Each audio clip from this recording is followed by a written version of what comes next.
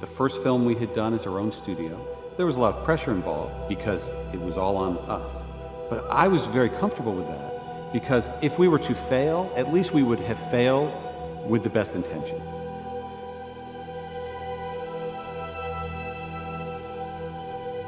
The only thing we were thinking about, and even think about to this day, because it's the only thing we can control, is how will the audience respond on opening weekend.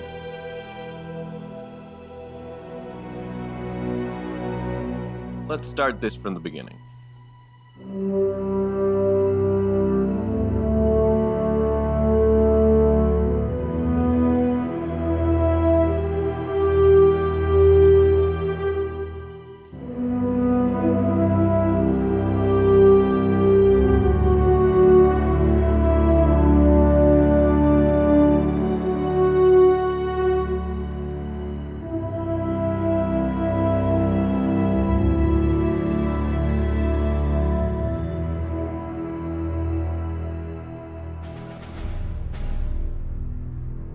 If there was a movie franchise that engrossed me and gave me a satisfying story from beginning to, well, technically still not the end, but an end, I guess it would have to be the Marvel Cinematic Universe.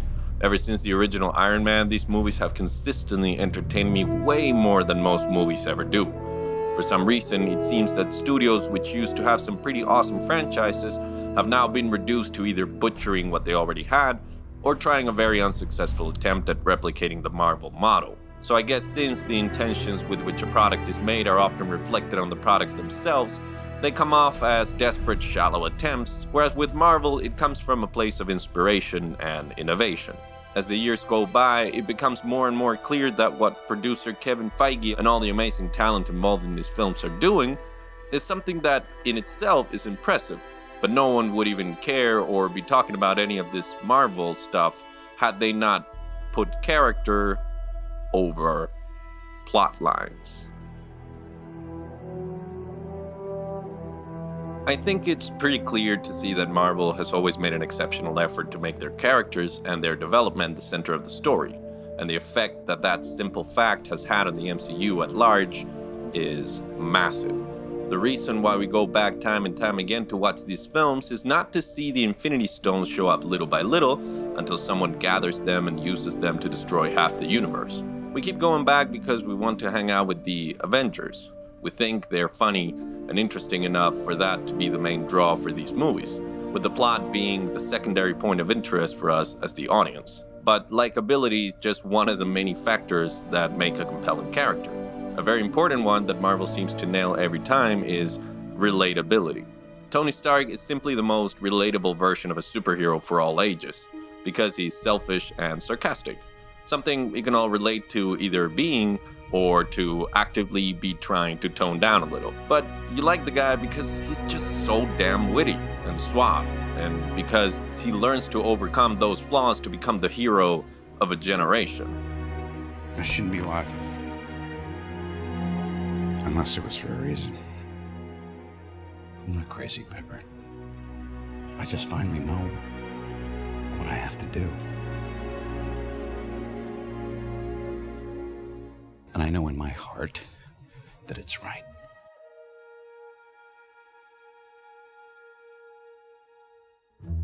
Now, if you take a look at the Rotten Tomatoes poll for favorite MCU character, it's very telling to see that Tony Stark ties at number 1 with Steve Rogers. And I think this is no coincidence. It's no surprise to see Iron Man there. After all, he's the very flawed, witty billionaire playboy we all are, right? Well, no, but we relate to flawed individuals way more than we relate to a character who by all means is perfect just the way he is. It is exciting to be able to say wholeheartedly that I freaking love Captain America, because he wasn't perfect. Marvel made us care for this man whose main flaw is being unable to stop himself from making things right, even if it meant giving up his life, destroying the entity he fought for, disbanding his team of friends, or going rogue. Steve Rogers will never stop himself from doing what's right, even if it hurts him in the process. Now that is a character I can look up to and say, there's my captain.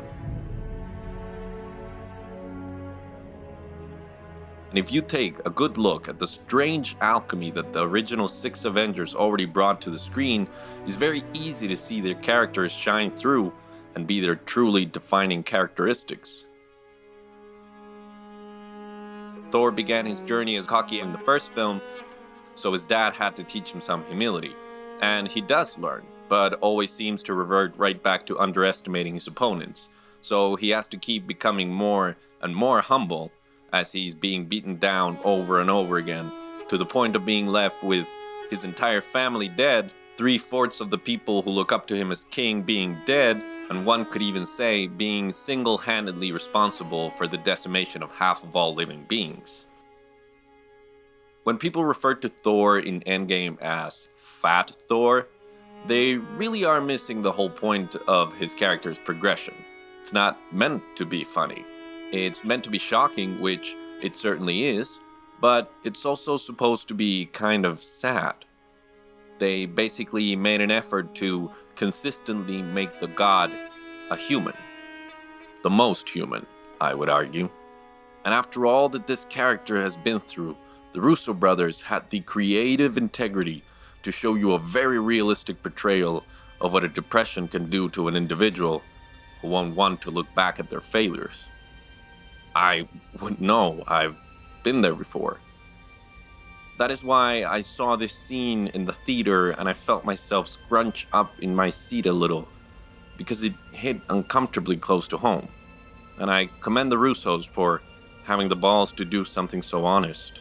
And the worst part about feeling the way Thor feels in Endgame is the crippling sense that your problems don't really matter, or that whatever you're going through, there are millions of people who have it worse, so why ask for help for something so insignificant, right? Well, that's what that looks like, and if you hated Thor in this film because you wanted to see the most badass version of the character, then I'm sorry to tell you that Marvel will always put character before plot lines. And having Thor be pretty much unfazed by the PTSD-inducing effects of Infinity War would be reverting the character back to the way he was. If you think it's funny because he now looks the opposite way of how he did before, then by all means, laugh.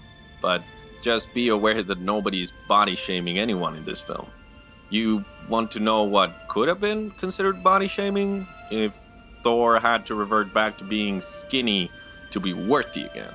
But no, they stuck to the character's development and made him the most badass Viking-looking Norse god I've ever seen. Marvel didn't make fun of your character. They kept taking the god and chipping away at his armor to reveal his more fragile humanity. You know, the more interesting side. And the more they did that, the more I cared for him. So, I would have to say that it worked. Bruce Banner, Natasha Romanoff, and Clint Barton are other perfect examples of just how much care Marvel puts into their character development. Even if they don't seem to have much in common, all 3 of these characters did not get the benefit of having their own solo introductory films. So with no movies of their own, these characters had to sneak their development to other characters' films, or wait for an Avengers film. Of the 3, Black Widow was the one who got the most amount of screen time. And with Scarlett Johansson's great and subtle interpretation of a woman who was taught to distrust everyone, having to learn to trust her team, she was a very welcomed addition, especially to films like Avengers, Winter Soldier, Civil War, and Infinity War. She really grew on me during her appearances, but the Winter Soldier was the one that made me truly see the potential for her character, and made me realize just how much I cared for her. So much that when she died, I was just in shock and disbelief. And the second time I saw it, it hit me just as much as Tony's death. Now, the other 2 got a very balanced amount of films to feature in. Most people forget, but Hawkeye was first introduced in Thor, before we got to see him again in Avengers.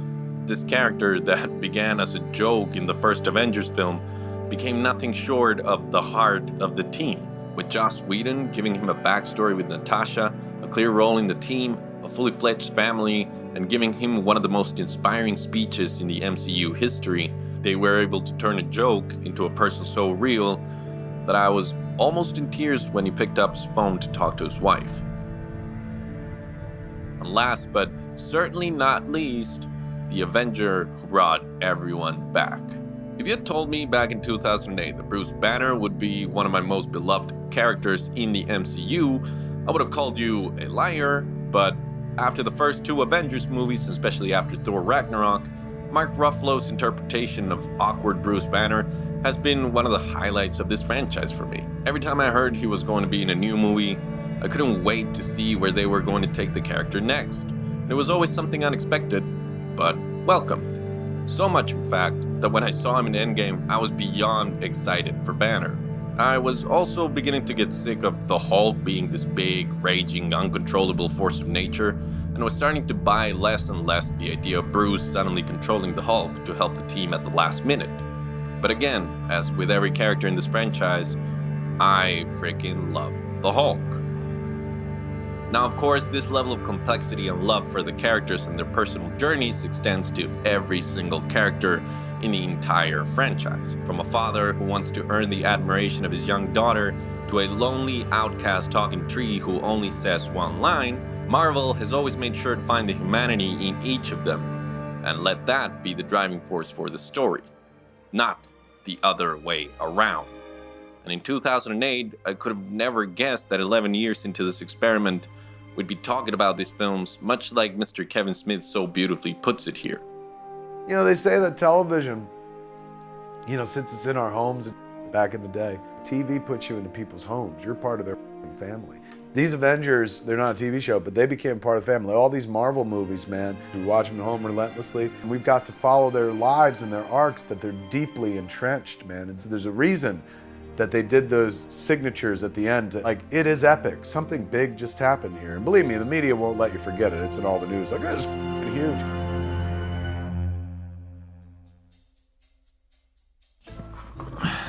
Now, while character might be the main beam supporting the ginormous structure that has become the MCU, it certainly isn't the only thing making these movies great. Actually, I would argue that the success of these movies has been kind of a perfect storm, really. Take a look at Guardians of the Galaxy, for instance, a film which I've loved since the very beginning and has had a huge impact in my life. If you want, you can check out my One Marvelous Scene video where I go a little more in depth into it.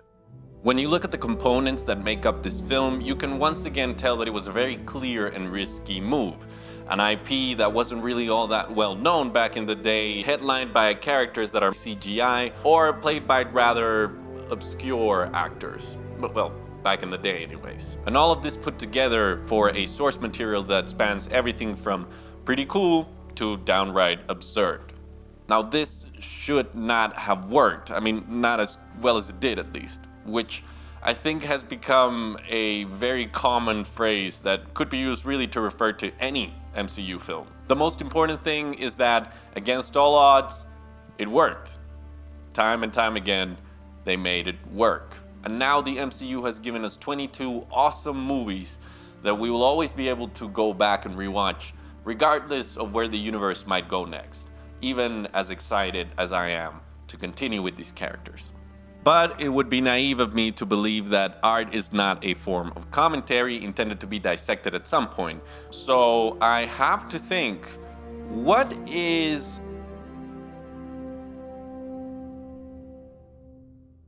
Let me ask you a question.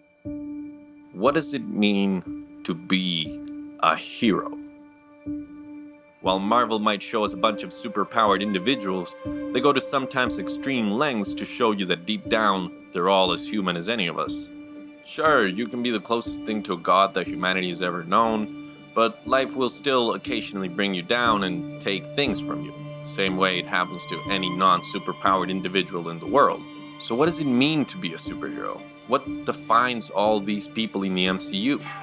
I would argue that over this past decade, Marvel has been telling us all that being a hero is not about wearing a cape or being fit or not screwing up or having supernatural abilities. It's about choosing to do what's right at every moment in every single aspect of our lives.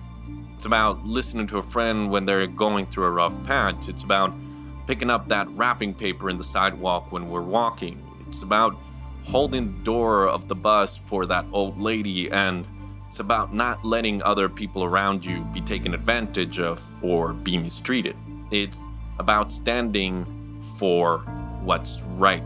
That's what makes you an Avenger. It's not that your troubled past and your flaws are shortcomings to you becoming a hero. They are the very same troubled origins of most great heroes, but in spite of that, they all actively chose to be a beacon of hope, even when the entire world seemed to be crumbling down. And I find it so ironic that out of all the characters in the MCU, no one has voiced that more clearly than everyone's most underrated hero. You go out that door, you fight, you're an Avenger. I hope that if you take anything away from this essay, is the acknowledgement of the wonderful lesson Marvel has taught multiple generations, that everyone can be a hero. Screw that. You can be a hero. All you gotta do is stand for what's right. So for how long can I talk about a franchise of movies that have been the single defining cinematic event of these past 10 years and that have consistently pulled off all their crazy stunts while also captivating our collective imaginations and giving us much more than we could have ever anticipated?